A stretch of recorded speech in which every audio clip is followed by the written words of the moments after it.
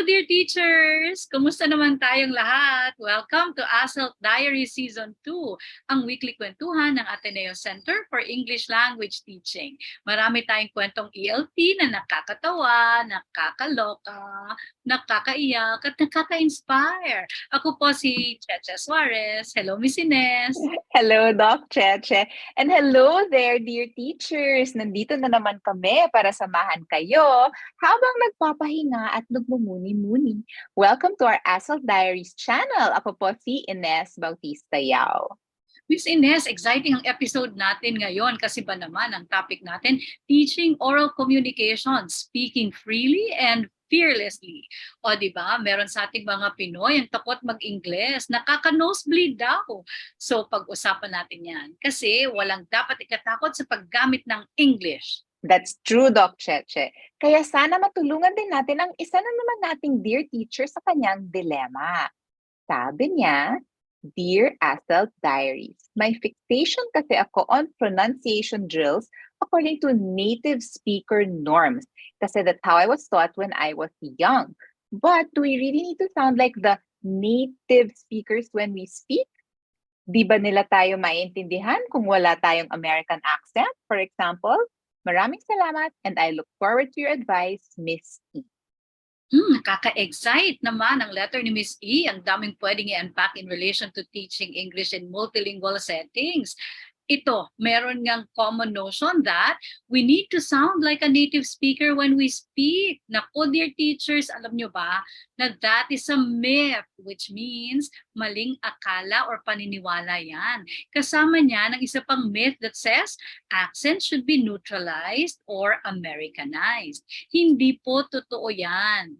Okay, let's start unpacking, Miss Ines. When you native speakers, who are you referring to? Sila lang ba yung mga pinanganak at lumaki ng, sa English-speaking countries like the US or the UK? Sila lang ba ang nagmamay-ari ng English language? The answer to your teacher says no.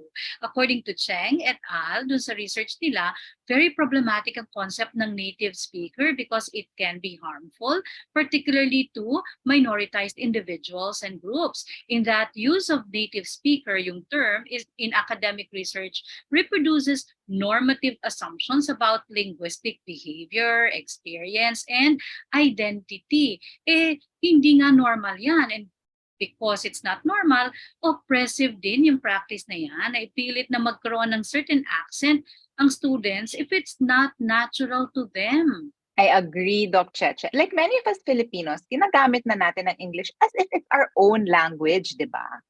Correct, Miss Ines. Kaya nga naniniwala tayo sa paradigm ng world Englishes, which recognizes the different varieties of English all over the world. For example, may American English nga, British English, pero meron din iba, and kasama dyan ang Philippine English. And all of these varieties are legitimate. For example, the kind of English that we speak is the Philippine English variety. O di ba, wala naman tayong American or British accent, Miss Ines, pero wala. nagkakaintindihan tayo. And that is the point. Ang primary goal natin in teaching oral communication, our dear teachers, is intelligibility. As language teachers, dapat aware tayo na ang distinct accents actually reflect linguistic and cultural diversity. They're markers of our identity. May kanya-kanya tayong accent. So if you want to prepare your students to become competitive in the global arena, dapat lang intelligible sila, kahit ano pang accent nila. Pero Doc Cheche, what do you mean by intelligibility? Good question. Miss Ines, actually, hindi lang intelligibility. According to Pickering, within the field of world Englishes, a common conceptualization is Smith and Nelson's tripartite definition of intelligibility, comprehensibility, and interpretability. Intelligibility is the ability of the listener to recognize individual words or utterances. Ito din yung listener-friendly pronunciation according to Kirchner, yung naiintindihan ka. Comprehensibility refers to the listener's ability to understand the meaning of the word or utterance in its given context. Interpretability naman is the ability of the listener to understand the speaker's intentions behind the word or utterance. So these are the goals of effective communication, no matter the accent. American accent man yan or Filipino accent gaya natin, when we teach our students how to speak English or any language for that matter, we aim for intelligibility, comprehensibility, and interpretability. Pero wait lang pala, Miss Ines. Paano kaya ito maa-apply sa ELT classroom context? May idea ka ba? Iniisip ko din yan, Doc Cheche. But because we don't have enough time in this episode, my examples will focus on intelligibility. Patikim lang ito. So, scenario 1. You're helping your students prepare for an oral presentation on the negative effects of social media on Gen Z. Their audience is primarily Filipino high school students, but some are Chinese and Korean students from different private schools within and outside of Metro Manila. An important question we need to ask ourselves in preparing our lessons, given this context and audience, is: do my students need to learn an American accent to be understood, to be intelligible? Will the audience understand the presentation in their natural Filipino accent, speaking in English, katulad ko? The answer is yes. So in this scenario, our students don't need to sound like an American or someone they're not, diba? Second scenario. You've been invited to train a group of students who have recently graduated from senior high school, and they're being prepared to work for a year at an Australian BPO company. So ask yourself as you prepare your training materials, do I need to train my students to learn the Australian accent given this context? The answer is yes. Kasi in this context, ang working environment is based in Australia, and the target clientele are Australian. So through these two scenarios, we see how we change what and how we teach depending on our purpose, audience, and context. Exactly, Miss Ines. Ang ganda ng mga examples. And hopefully, our dear teachers, matulungan kayo nito, lalo na yung mga nalilito dito sa issue. Pero Miss Ines, may question ako. Paano yung ibang accents nating mga Filipinos? Kasi di ba, as I mentioned earlier, our accents are markers of our identity. Kaya meron tayong iba't ibang accents. Pwede rin kaya yun?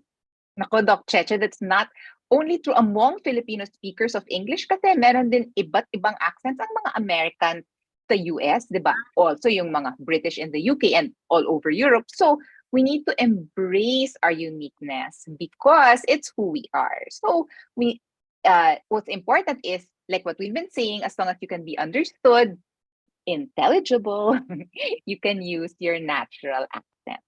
I totally agree, Miss Ines. I'm glad that you said that kasi may mga Filipinos who are embarrassed, nahihiya, or not confident to speak English kasi meron daw silang regional defect, quote-unquote. It's a regional accent, hindi po yan defect, hindi yan shortcoming.